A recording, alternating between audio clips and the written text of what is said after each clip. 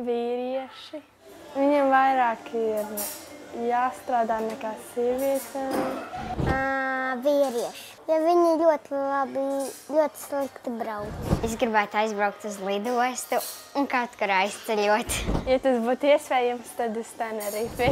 Es gribētu aizbraukt uz Tūkstnesi.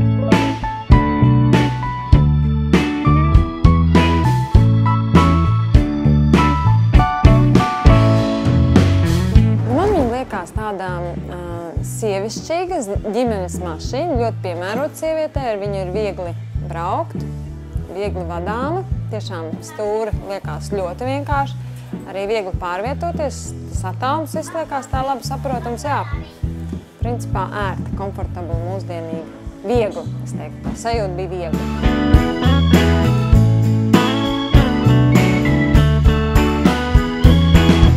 Piecu bērnu ģimenei būtu ļoti laba mašīna. Ar viņu diezgan būtu forši braukāties. Tīri labi brauca, arī normāli, nekratījās nekas. Patika, bet ir tās podziņas, kad tas tur spogulis atveras uz stūri. Tētis brauc ātrāk. Protams, ka tētis.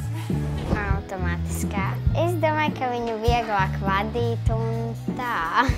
Kā kuram tas ir? Man vajag, lai ir rādio, piemēram, klausīties ziņas, arī mūziku. Tas ir interesanti, ja bez rādio tad nebūtu tā. Nu, piemēram, milzīgs čemodāns. Suns. Tā kā ir 7 vietas, tur var ielīst 7 cilvēki. Plus vēl arī kāds suns var ielīst bagāžniekā. 10 minūtes.